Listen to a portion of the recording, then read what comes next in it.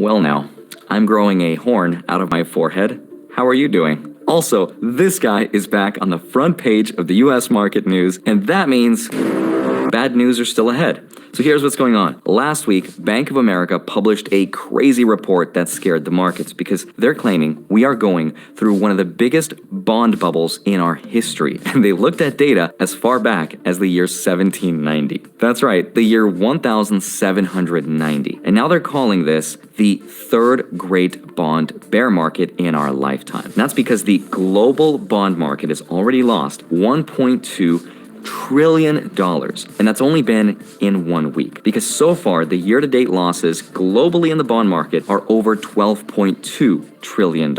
And the closest thing that we have ever experienced to what's going on right now was in the year 1949. And this is not just happening in the US, this is happening globally in places like the UK, Germany, and France. Now, even if you're somebody who, like me, does not invest in bonds, doesn't follow the bond market because you're like, bonds, I'm way too young for the bond market, I just don't care. This is still extremely important because how well bonds do has a huge effect on the stock market. And this is because bonds represent what are called fixed income assets. In other words, bonds are the safest investment anyone can make because they're usually backed by the full faith of that country's government. And so for the longest time, investors have always had a choice to either put their money into the bond market or into the stock market. So here's what's going on. If we use this bond as an example, BND, this is an ETF version of a mutual fund called VBTLX. So this one bond represents more than 10,000 US investment-grade bonds, and this is a big one because it's sort of like owning the entire bond market with this just one bond. So far, the year-to-date bond is actually down 15%, and if you look at its 5-year chart, it's almost equally as terrifying. And because of what's happening to these bonds, this is why the stock market hit a new yearly low. And some people are arguing that because of what's going on in the bond market, the stock market is going to go even lower. Now,